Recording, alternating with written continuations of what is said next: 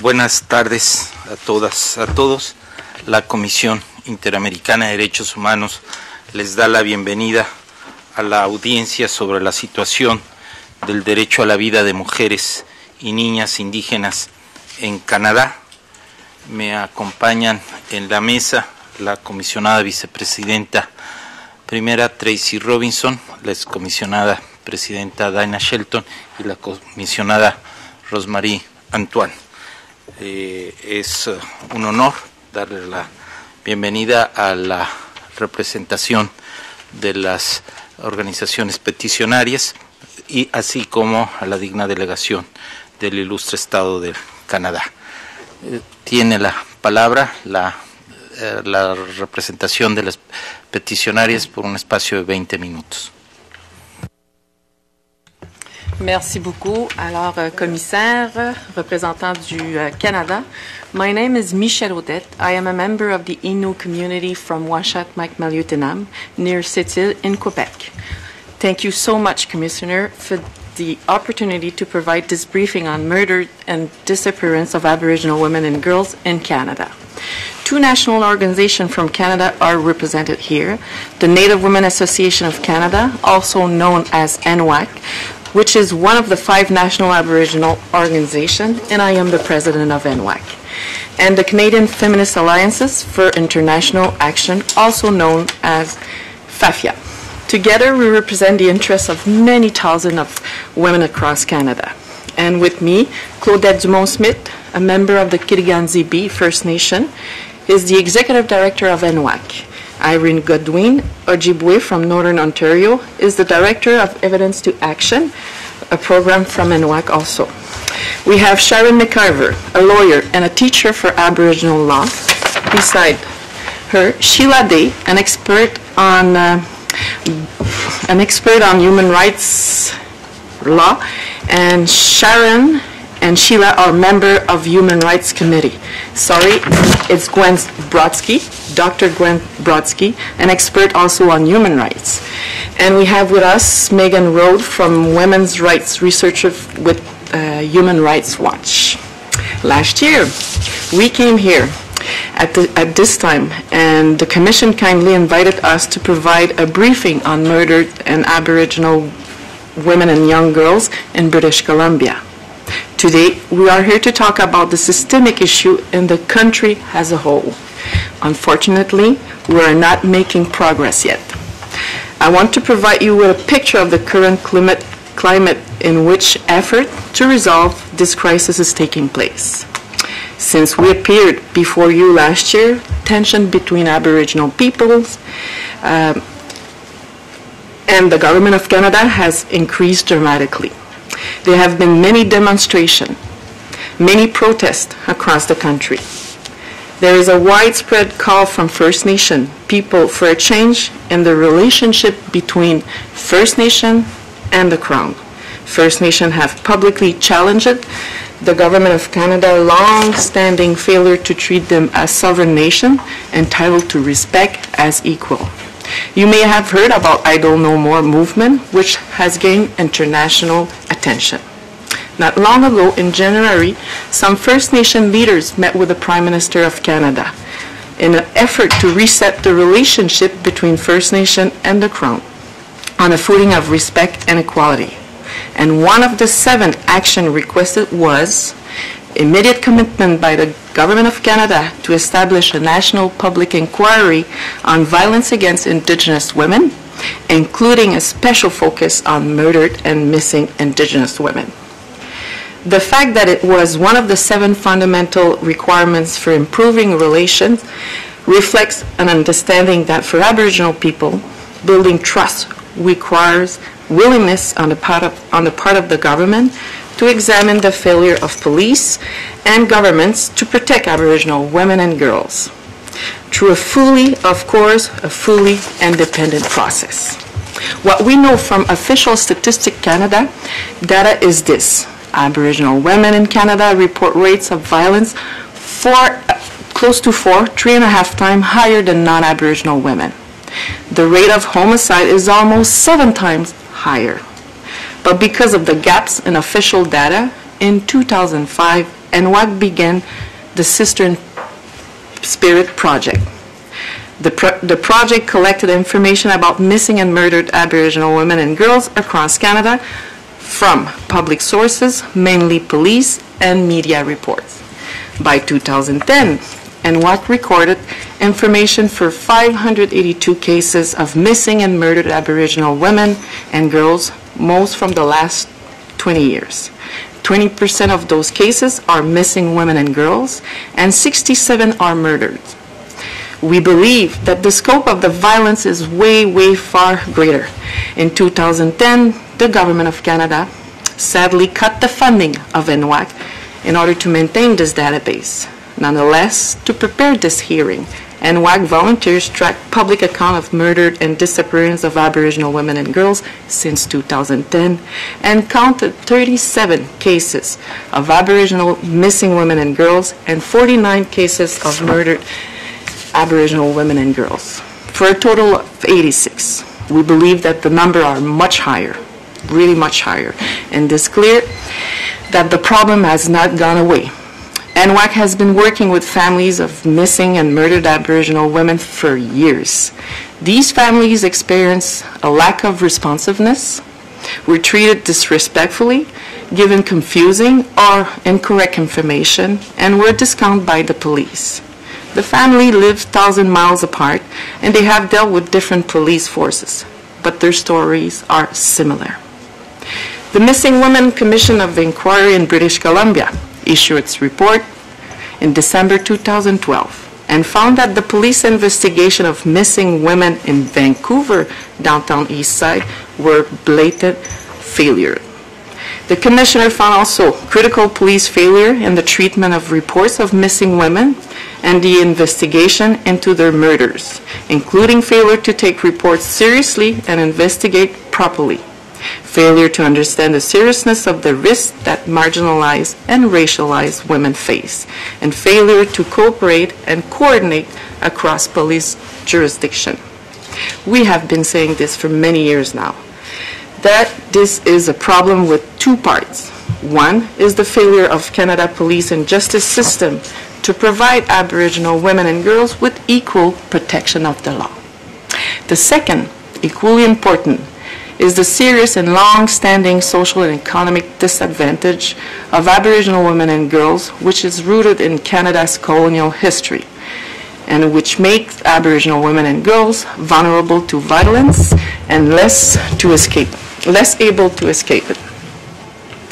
Aboriginal women have high rates of poverty, a higher unemployment rate, and live overcrowded homes. We are 10 times more likely to have our children taken away by child welfare authorities than non-Aboriginal parents. And there are more Aboriginal children in care right now than there were during the residential school era. We're also over-criminalized and over-incarcerated. We are about 4% of the female population in Canada, but 30% of the incarcerated women are Aboriginal. That's, for me, unacceptable. Aboriginal women and girls are funneled into prostitution because of their poverty and social marginalization. And being in prostitution further increase our vulnerability to abuse and violence. These conditions reflect the inequality of Aboriginal women in Canada. We face discrimination also within our home communities due to the patriarchal effect of colonialism and, of course, in the mainstream society. The serious social and economic deficit suffered by the Aboriginal women and girls, combined with the discrimination and indifference of authorities towards Aboriginal women, result in impunity for many of the crimes committed against them and permit the violence to continue. Although Canada has taken some steps, it had failed to recognize the seriousness of the human rights violations that are occurring and the full dimensions of its obligations. In particular, Canada has failed to put in place a comprehensive national action plan to stop this violence, including measures such as an intensive training, nationwide protocols regarding reports of missing and murdered Aboriginal women and girls, coordinate system for data collection, coordinate across jurisdiction, and effective accountability and oversight mechanism. In addition, it has failed also to develop a coordinated strategy for addressing and changing the disadvantaged social and economic conditions which permit the violence to continue. So, this issue has been examined by virtually every United Nations bodies, including most recently the Committee Against Torture, the Committee on Rights of the Child. It has also been examined by the Human Rights Council during the Universal Periodic Review of Canada in 2009, and by the Special Rapporteur on Violence Against Women. Without exception, expert bodies has expressed concern and urged Canada to take immediate action. Behind all those statistics, we're talking about real life, women, families, communities. So now again, we seek the assistance of the Inter-American Commission on Human Rights at this critical time. We need you now more than ever. Merci beaucoup. Commissioners, thank you for this opportunity. My name is Sharon McIver. I'm a Thompson Indian and a member of the Lower Nicola Indian Band from Merritt, British Columbia. I live 3 blocks from the spot where I was born, and I've lived and worked most of my life in British Columbia. Commissioners, Human Rights Watch issued a report about a month ago which documented another aspect of this problem. NWAC and FAFIA have been concerned about the police failures to protect vulnerable Aboriginal women and girls. When Human Rights Watch was conducting its field research, it heard about this failure to protect Aboriginal women and girls. But the Human Rights Watch report, entitled Those Who Take Us Away, documents not only how Indigenous women and girls are underprotected by the police, but also how some have been object of outright police abuse. Human Rights Watch interviewed 50 Aboriginal women and girls and 37 other witnesses, including family members and community service workers in 10 northern British Columbia communities. These towns are located along what has become known as the Highway of Tears, because so many Aboriginal women and girls have disappeared from the communities that are along it. The Human Rights Watch report includes accounts of physical assaults, including on girls under 18, questionable use of force, including tasering, strip searches of women by male officers, detention of women and girls without food, washing facilities and medical attention, aggressive treatment during arrest, physical and sexual abuse. One woman reported that 4 police officers took her to a remote location, raped her, and then threatened to kill her if she told anyone. Overall, the Human Rights Watch was struck by the level of fear on the part of the women and their profound fear of retaliation if they complain or report. Women and girls only agreed to be interviewed by Human Rights Watch because they were given guarantees of confidentiality and assured that their stories would be told in ways that would ensure that they could not be identified. Human Rights Watch researchers reported levels of fear that they normally find in communities in post-conflict and post-transition countries such as Iraq, where security forces have played an integral role in state abuses. Human Rights Watch found that the victims of police violence and neglect lack faith in the safety and effectiveness of current complaint processes. This leaves victims of egregious abuse without a place to turn. Aboriginal people in Canada were not surprised. Sean Atleo, the National Chief of the Assembly of First Nations, pointed out this report provides only a small sample of the conditions and experiences of Indigenous women and girls across our territories. The relationship between Aboriginal women and the police is a broken one. There is fear, there is no trust, there is no expectation of justice or help. The Human Rights Watch brought unprecedented publicity to the issue of violence against Aboriginal women and girls and the role of the RCMP. The official response was to demand that the Aboriginal women and girls tell their stories to the police. In Parliament, Prime Minister Stephen Harper responded to opposition members' questions by stating, "If the Human Rights Watch, the Liberal Party, or anyone else aware of serious allegations involving criminal activity, they should give that information to the appropriate police so they can investigate it. Just get on and do it." This was an unrealistic response. The Prime Minister ignored the lack of meaningful accountability and the fear of police retaliation that prevents Aboriginal women and girls from reporting mistreatment, particularly in small, remote communities. The Prime Minister also referred the matter to the Commission for Public Complaints Against the RCMP, or the CPC, which is now preparing to launch a public interest investigation into issues such as strip searches of women and girls by male officers and poor handling of domestic violence cases when Aboriginal women are involved. However, the CPC is widely seen as lacking independence and credibility. Although it is said to provide civilian oversight, most of its investigations into complaints against the RCMP are carried out by the RCMP themselves. The calls by the Prime Minister and the RCMP for Aboriginal women and girls who have been mistreated by the police just to come forward with their complaints has led journalists and others to infer that the allegations of assault and abuse must not be true if the women and girls will not talk. Also, following the release of the Human Rights Report, the RCMP questioned NWAC's reported number of disappearances and murders, apparently suggesting that the numbers are exaggerated. In November 2011, on his appointment to lead the RCMP, Commissioner Paulson admitted that there were deeply rooted problems in the force, including a culture of bullying and a legacy of botched investigations. He also stated that too many Mounties today believe that their authority entitles them to misuse power. Commissioner Paulson appeared to have changed his approach. A month ago, in the response to the Human Rights Watch report, he said to his police force, "My message to you today is, don't worry about it. I've got your back." While the Government of Canada has taken some steps, it's not taken the comprehensive, serious, and strategic action necessary to address the police and government failures and to stop the extreme violence against Aboriginal women and girls. We do not enjoy equal protection or equal benefit of the law. There is no national plan of action to ensure that our rights will be respected and fulfilled. The call for a national public inquiry has become widespread and urgent.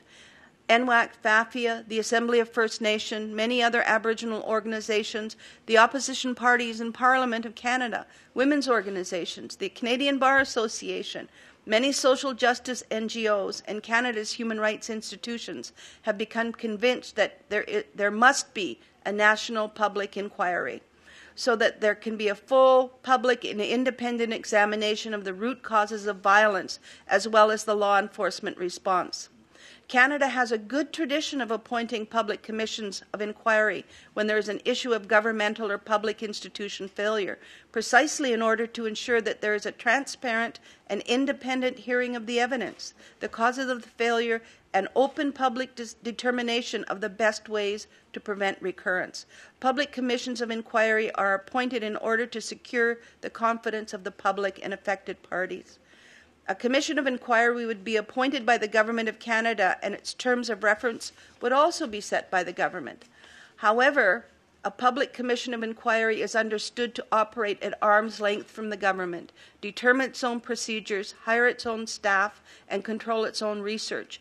No other mechanism, such as a task force or a parliamentary committee, affords the same transparency and independence from political process.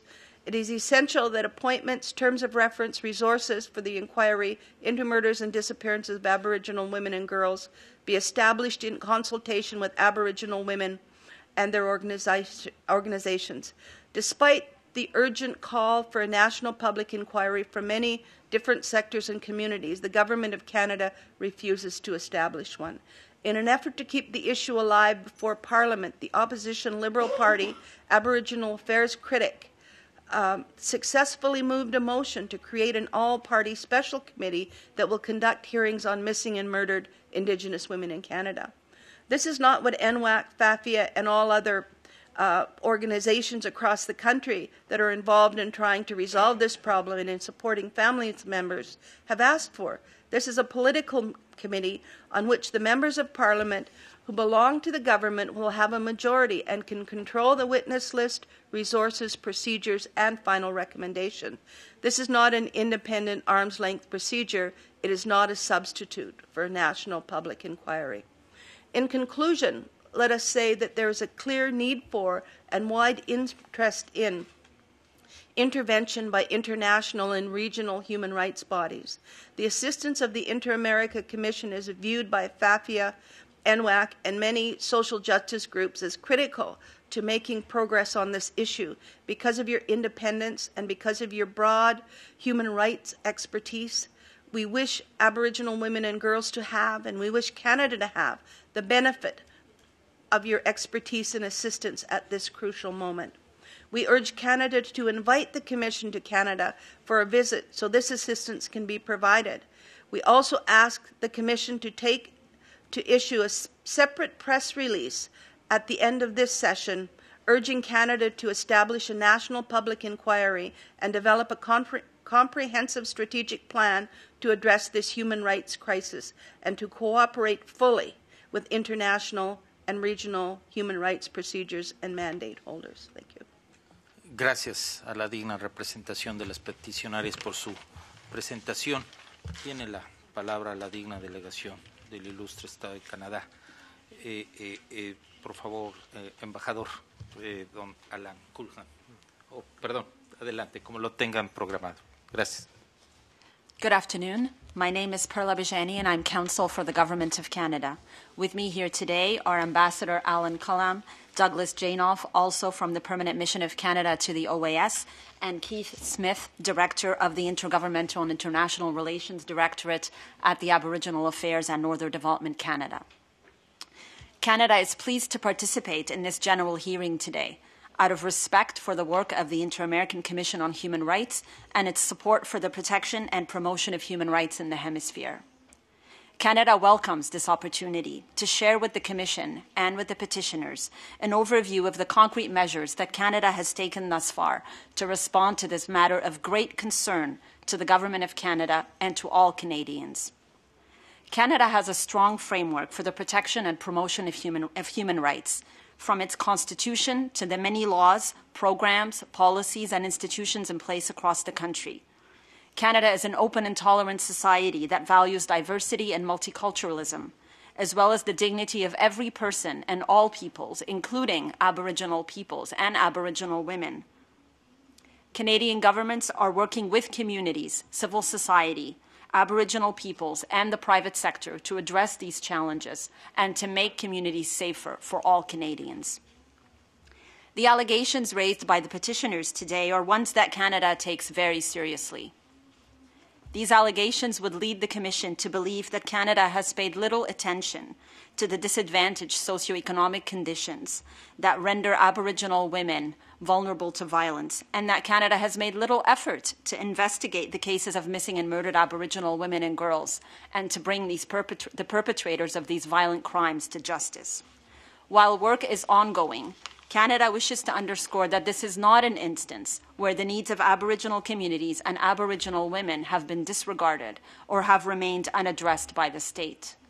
Canada has recognized on many previous occasions, as it does today before this Commission, that it is deeply concerned by the disturbingly high numbers of Aboriginal women that have gone missing or that have been murdered.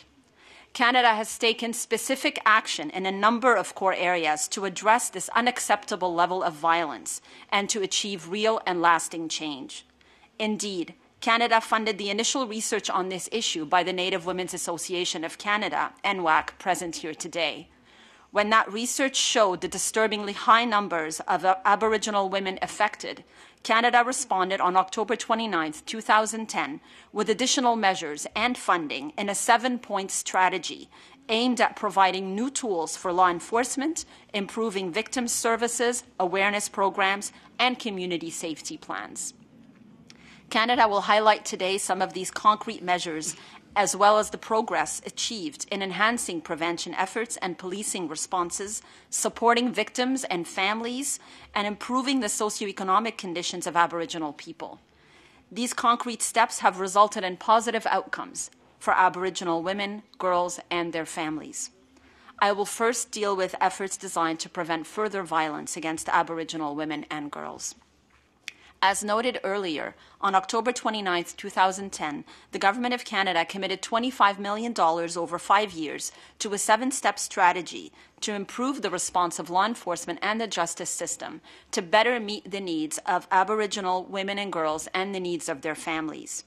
3 of those 7 initiatives concern prevention, a critical element for dealing with this issue. A part of these resources is being used to support the development of safety plans by Aboriginal communities. So far, 24 communities have engaged to varying degrees in the mobilization process.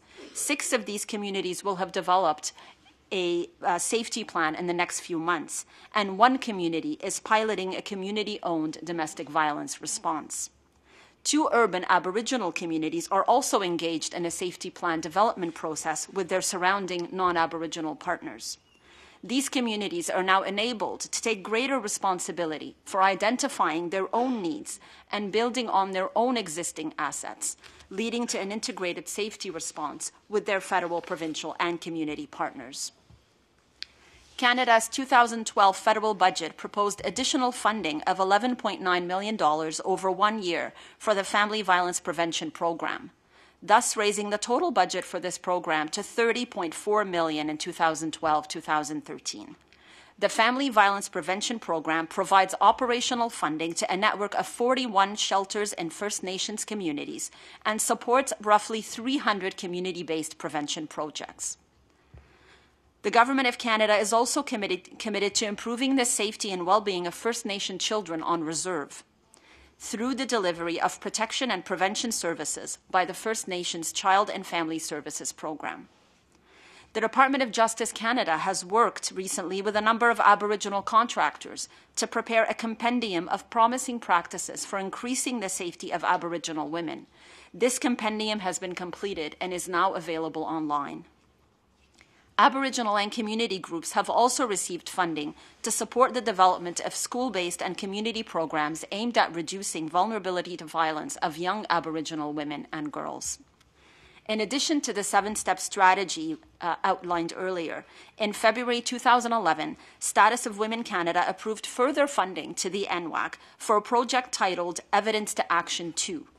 Building on previous work in the Sisters in Spirit initiative and Phase 1 of Evidence to Action, both of which were funded by Canada, this project will work to strengthen the ability of communities, governments, educators, and service providers to address the root causes of violence that make Aboriginal women and girls more vulnerable.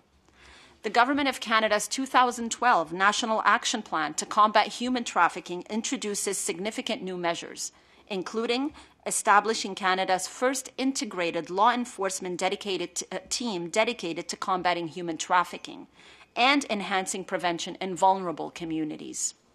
Aboriginal women and girls have been identified as a high-risk population.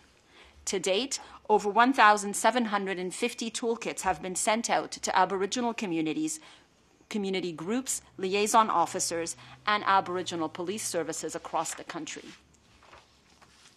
Canadian governments at all levels are working together in consultation with Aboriginal people and organizations, such as the Assembly of First Nations and the NWAC, to improve the response of law enforcement to missing and murdered Aboriginal women. In December 2011, the Royal Canadian Mounted Police, referred to as the RCMP, and the Assembly of First Nations signed a joint agreement that will see them collaborate on issues relating to missing and murdered Aboriginal persons. Policing in Canada, as you may know, is a shared responsibility. The RCMP is thus working in a concerted way with other Canadian police services, Aboriginal organizations, and the public to investigate and solve outstanding cases of missing or murdered Aboriginal women. A number of task forces have been established in areas of the country where these crimes appear to be clustered. These task forces have been successful in resolving some cases of missing and murdered Aboriginal women. For example, in 2001, Project Even-Handed, a joint forces operation between the RCMP and the Vancouver Police Department in British Columbia, was established to enhance investigations of missing and murdered women. Over 250 missing women were investigated by Project Even-Handed. To date, this project has located approximately 100 missing women and identified a number of perpetrators. At its peak, 270 personnel were assigned to Project Even-Handed's investigation of Robert Pickton, a serial killer. Major DNA innovations were made during this project, including the establishment of on-site evidence receipt and recovery with dedicated forensic staff to assist police investigators. A number of best practices have emerged from these investigations and have been shared with other police task forces across the country dedicated to studying this issue. The work of Project Even-Handed continues to this day, with dozens of investigations still being carried out. In 2006, Project IPANA created a dedicated team of investigators to review incidents in British Columbia, including incidents along Highway 16, known as the Highway of Tears. The IPANA investigation began with a 2-year review of over 700 boxes of materials emerging from 18 investigations. To date, over 1,400 persons of interest have been identified, and over 90% of these have been ruled out. This was accomplished through 2,500 interviews, polygraphs, and DNA analysis. Project IPANA has enjoyed recent investigative successes. On September 25, 2012, the RCMP announced a breakthrough on an IPANA investigation where DNA evidence submitted to Interpol allowed them to conclude the investigation into the murder of a 16-year-old Aboriginal woman. A deceased Aboriginal male was linked to her death. Project IPANA is pursuing its investigation with the U.S. Federal Bureau of Investigations, as this individual could be linked to other murders in BC and in the United States. In 2009, the province of Manitoba, the RCMP, and the Winnipeg Police Service established the Manitoba Integrated Task Force on Missing Women. In May 2011, the second phase of this task force, called Project Devote, was launched to address unsolved historical homicides and missing person cases. In addition, the task force includes an exploited persons proactive strategy to help minimize the risk of having exploited persons become victims of foul play. On June 25, 2012, the Winnipeg Police Forces announced the arrest of a 52-year-old male charged with 3 counts of second-degree murder in the death of 3 Aboriginal women. The work of Project Devote is ongoing. In September 2011, the RCMP established a new National Centre for Missing Persons and Identified Remains.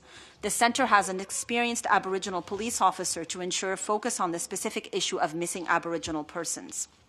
The centre has developed and distributed to police investigators, coroners, and medical examiners best practices for resolving cases of missing and murdered women. The best practices address issues such as report intake, jurisdiction, risk assessment and response, investigative priorities, and interactions with families and communities. The Centre has also fulfilled its promise of creating a national website to encourage the public to provide tips on missing person cases. This website was launched on January 31, 2013.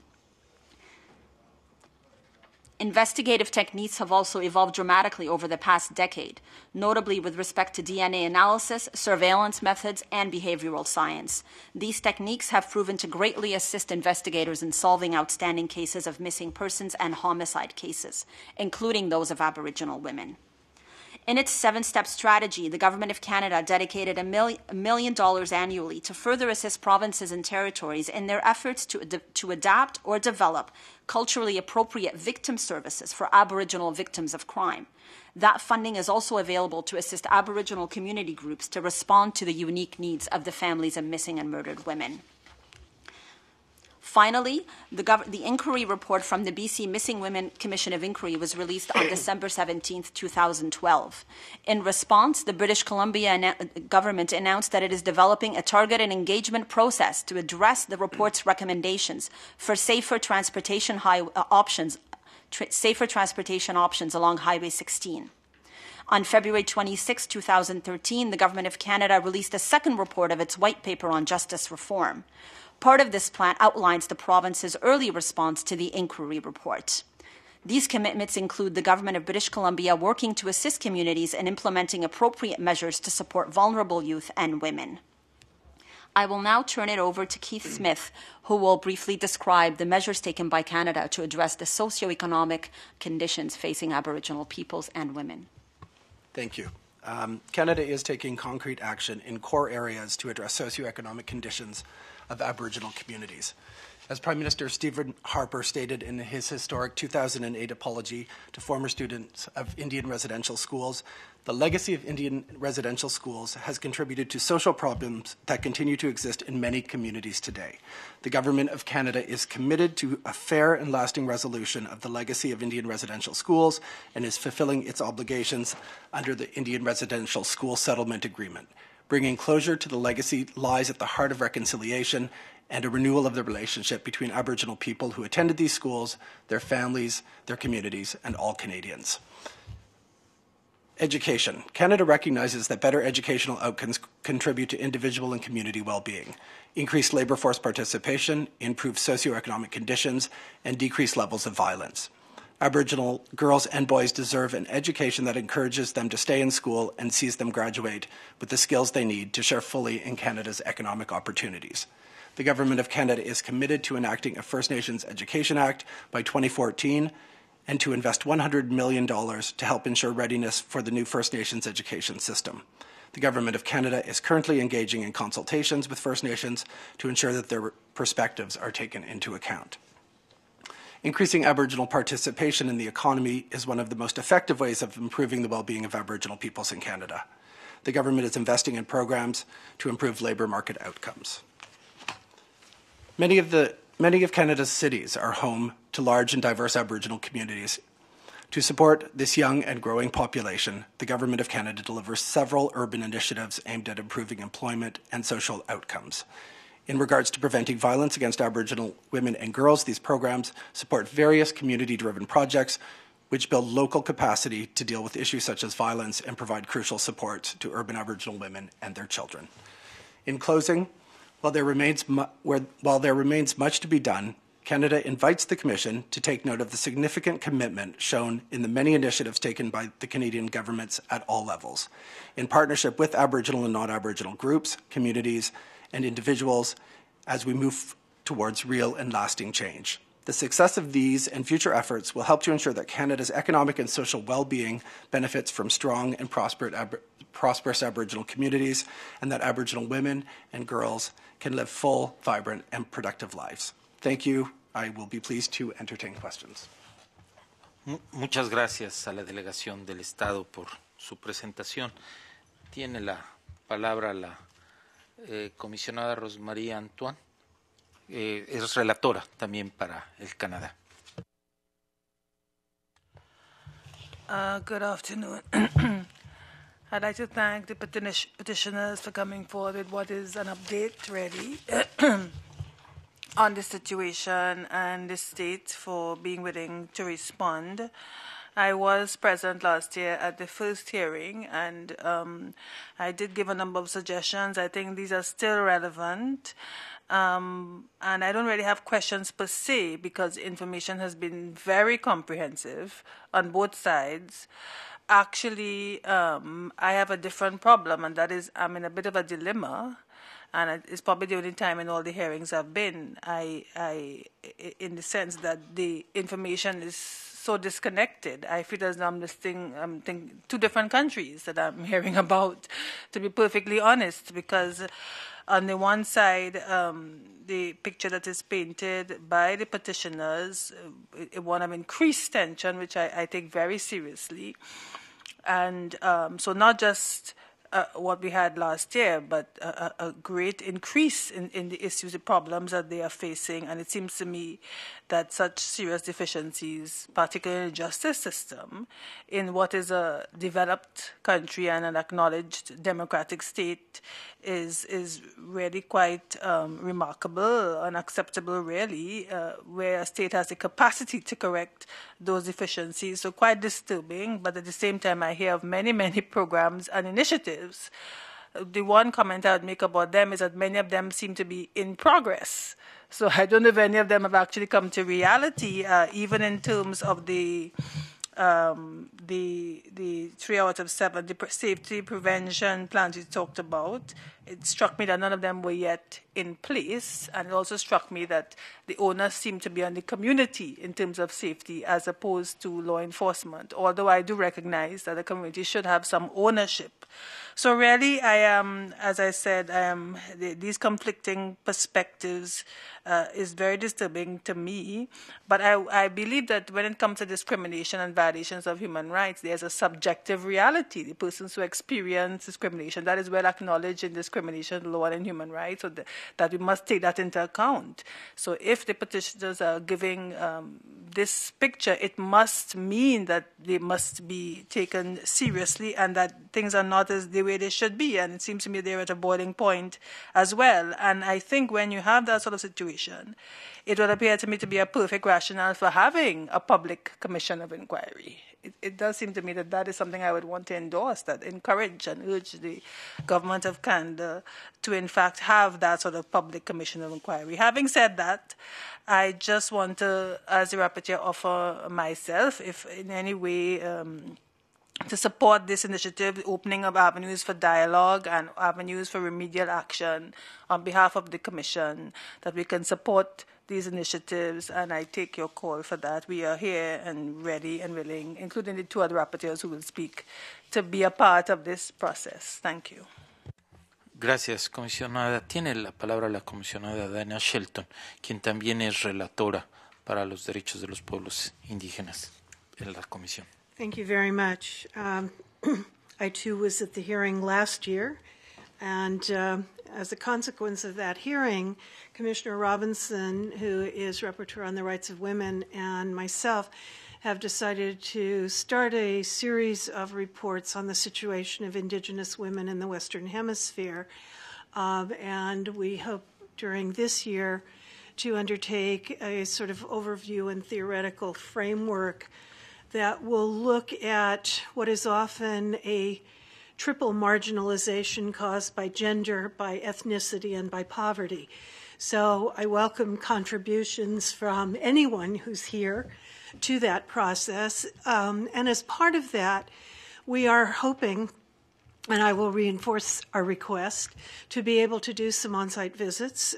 We are still waiting for a response to the request that we asked last year of the Government of Canada to be able to make a visit, and I hope that I'd like to reiterate our interest in doing that this year. We have already scheduled some visits to various Indigenous communities in the United States, and we have other things in progress, so this will be part of a whole series. And I know that in the future, the rapporteurships will continue to focus on specific issues like violence, like education, employment, etc. So this year we're just hoping to get this introductory report that's done.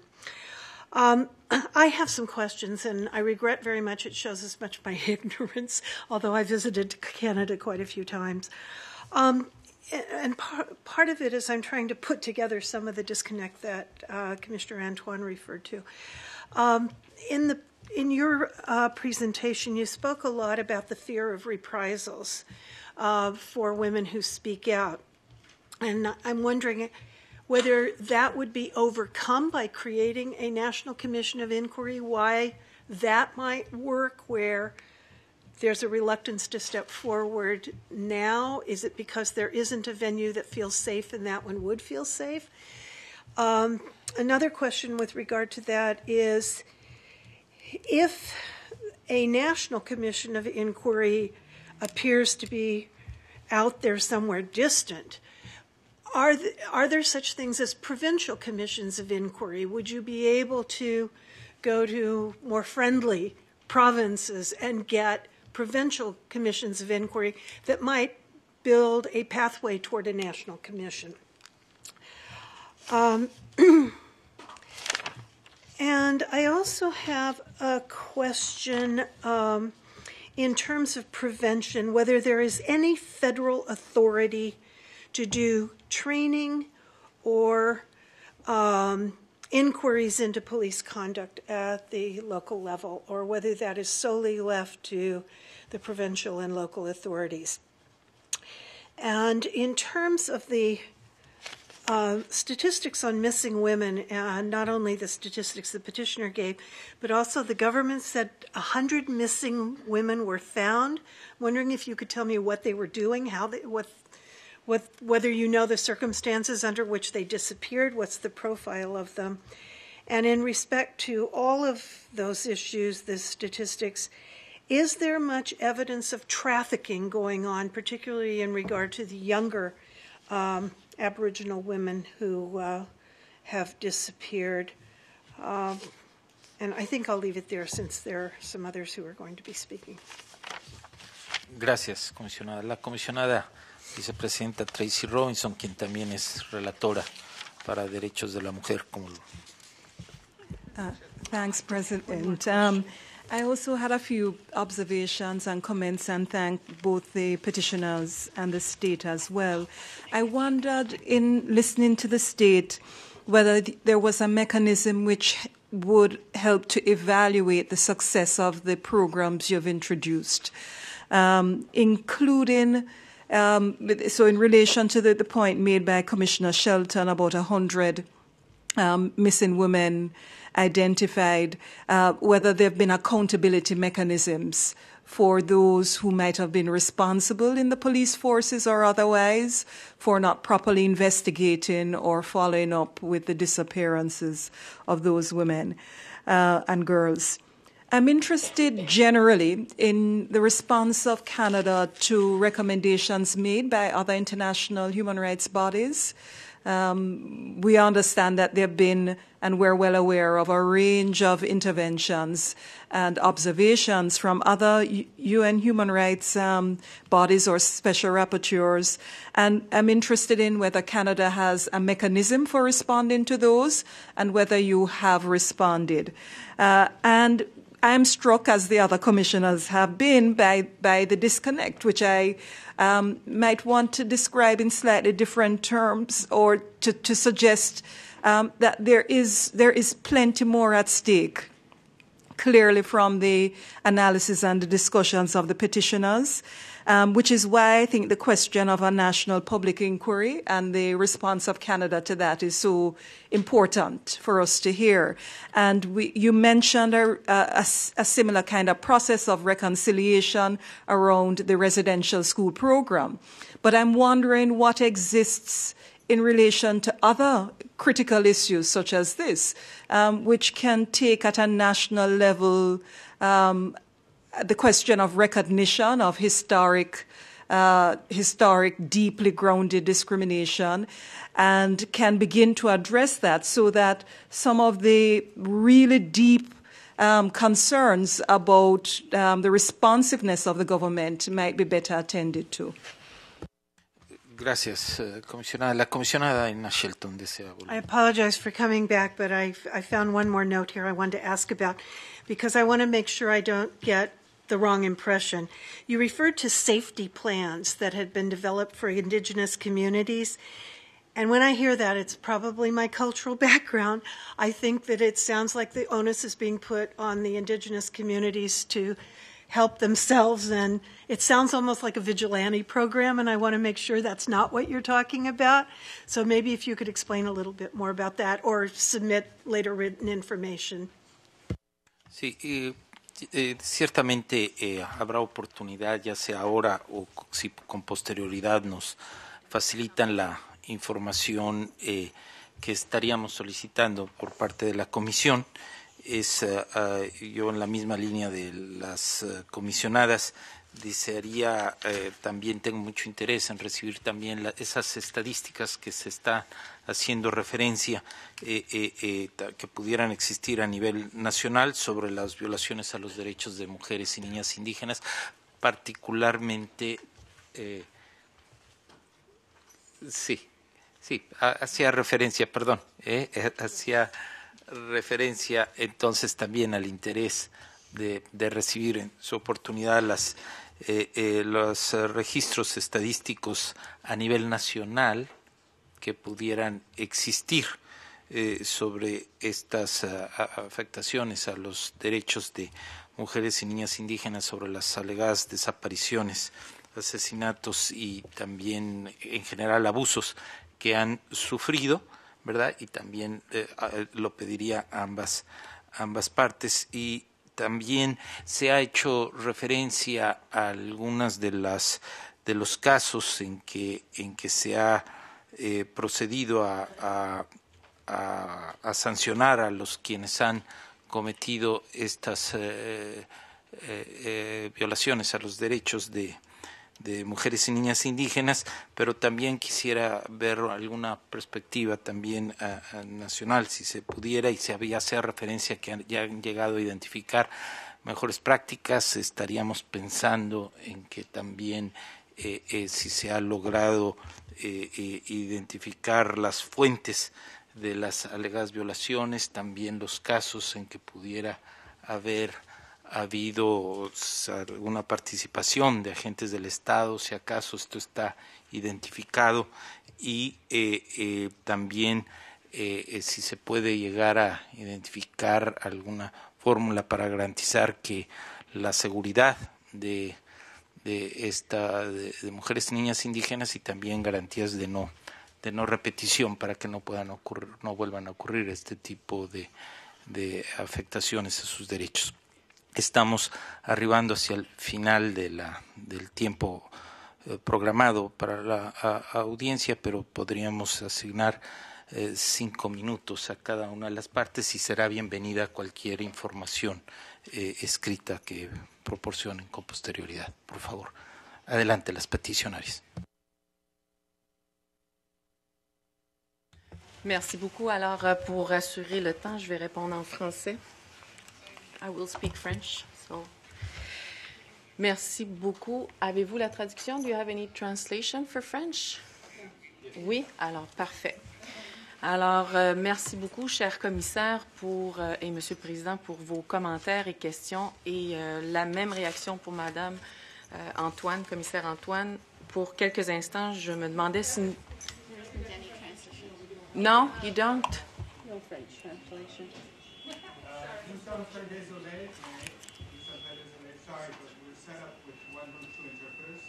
Okay, I'll try in English. I'll do my best. I was reading. It's not the same. I'll do my best as long as it's not eating my time. First of all, I want to say thank you for all your comments and questions. And of course, like Commissioner Antoine said, at the beginning I was wondering if we came from the same planet. I am the one who lives in the community every day with families, with women, with men, and people across Canada that I visit all the time, and that's our job. It's a passion. But at the same time, I have to say that if we were really working together as partners, nation to nation, I don't think we'll be sitting here. I think we would have fun and have safety, community, and many beautiful programs. So that was said.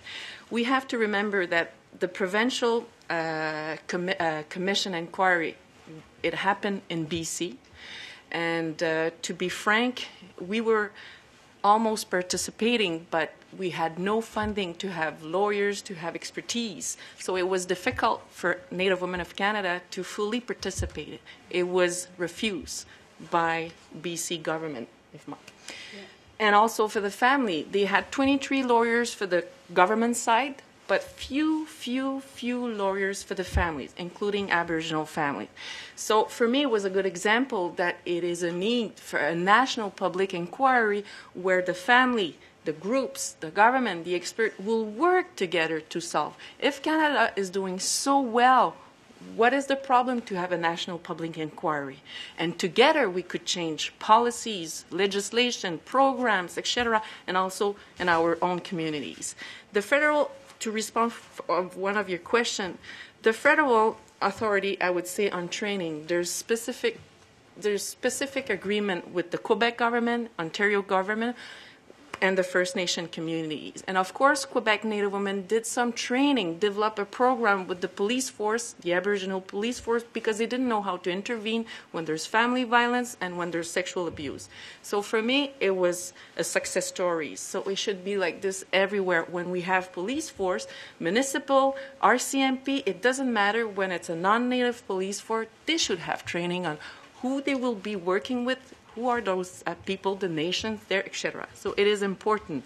And mostly about the historical violence that we've been facing since day the Indian Act arrive, etc., etc. For the research on trafficking, a lot of provincial and territorial organization member of Native Women of Canada try to apply for funding to prove that there is a situation in Canada that some of our daughters, sisters, or mother were lost and disappeared for maybe trafficking. So we need to do those kind of research.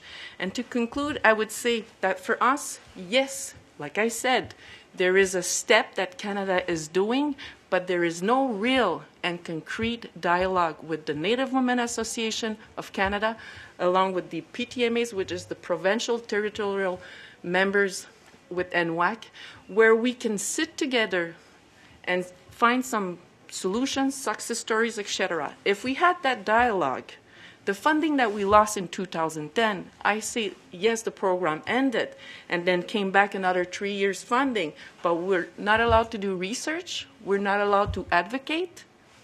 For me, where is the democracy when we could work together instead, challenging numbers among the two organizations, or the government and us? So to conclude, again, I strongly believe that if the federal government was so sincere in his presentation, why are we the most poorest in Canada? Aboriginal women are the poorest. The violence, the statistic, everything is there. It would be nice, I'm extending my hand to the federal government, we should work together on this to change those numbers for our children and grandchildren. Merci beaucoup. I'll continue on the question about the national public inquiry.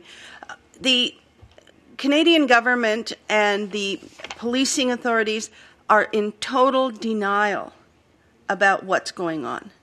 They do not admit that they do not take the report seriously. When the Human Rights Watch report came out, they would not admit that anything wrong is going on out there.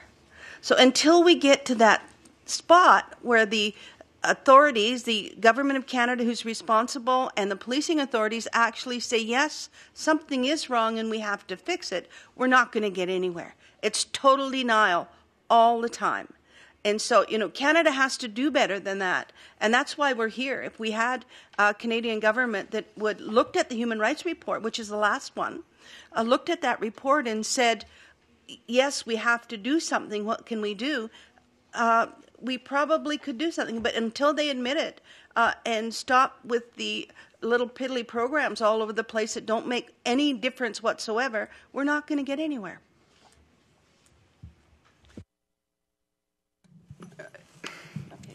Yeah, and just to add and reinforce the comments made, this is not just subjective observation of the women at this table.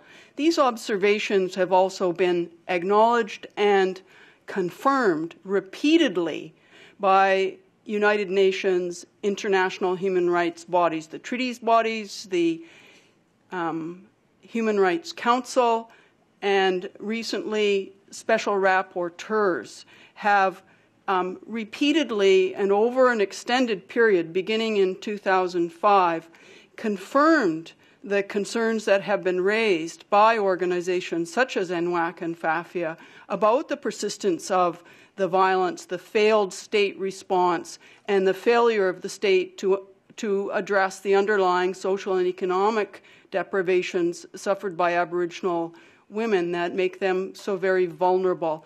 And persistently, we see that these respected international human rights bodies, respected by us, but we are not so longer sure respected by the Canadian state. These international human rights bodies have confirmed the concerns and repeatedly recommended that Canada undertake comprehensive strategies to address the concerns, and we see denial of the systemic nature of the concerns, and they are systemic concerns. They're not only one victim by one victim. They are that, but they add up to systemic problems, and that's what the UN specialists and bodies have said. And that's what Canada is in denial about, and why we need an independent inquiry, a truly independent inquiry in which the women can have confidence and can come forward to with safety. And we are confident that with proper consultation with organizations like NWAC and FAFIA, a credible national inquiry can be undertaken with proper and broad enough terms of reference. And there is no such credible body in Canada now. Muchas gracias por sus respuestas y le tiene la palabra a la delegación del Estado, por favor. Thank you very much for the opportunity to respond to some of your questions. Given the limited time available, I will focus my remarks on a few questions that were raised. First things first, Canada is aware of the interest expressed by the IACHR and the IACHR commissioners to visit Canada to pursue their examination of this issue. The Canadian government remains committed to constructive engagement with the Commission and with the Commissioners on this very important issue. As noted earlier, Canada is deeply concerned about the disturbingly high levels of violence experienced by Aboriginal women, and Canada remains seized of your request to visit and is considering, and that request is under active consideration by Canada. So on the issue regarding the National Action Plan, we are aware that there have been numerous calls for Canada to develop a National Action Plan to address the issue of missing and murdered Aboriginal women.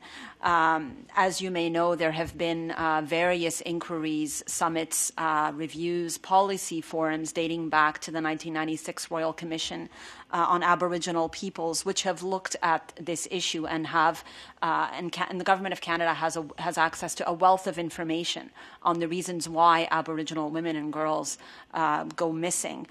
For that reason, the government feels strongly that at this point in time, its efforts and its funding would be better spent on concrete action and concrete measures rather than on additional studies and additional recommendations.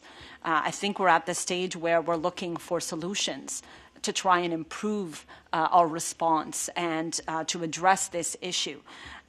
For this reason, the Government of Canada has chosen to implement, as noted earlier, concrete action in a number of core areas. And there have been, in response to the question that was asked earlier, there have been recent successes, be it in the context of the resolution of various missing and murdered cases of Aboriginal women and girls very recently on September 25th, 2012, and other cases.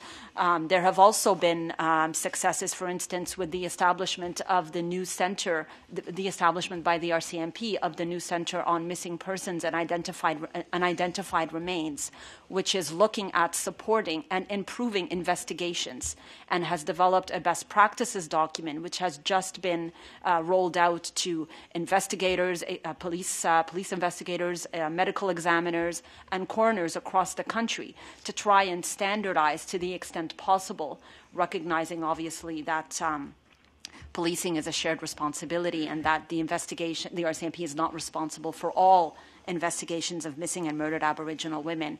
So these practices that deal with various issues such as report intake, risk assessments and response and prioritization, it is hoped that these new best practices will greatly assist in achieving further outcome, and they do hold great promise. There has also been the recent Missing Persons website that has just been launched at the end of January 2013, and the day following its launch, the first tip was received on a missing persons case. There's also a new database that will be launched by the RCMP as well to assist on speedier access to data to allow for enhanced comparative analysis across jurisdictions.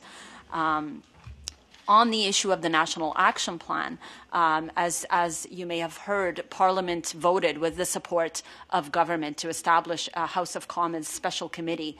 This has happened recently on February 14th, 2013, so roughly a month ago, And this committee will be mandated to conduct further hearings into this matter. It'll give an opportunity to groups and individuals to bring their concerns forward, including such groups as families of missing and murdered Aboriginal women and various groups and community groups as well. So there has been a lot of progress that has been achieved. These measures hold great promise for the future, and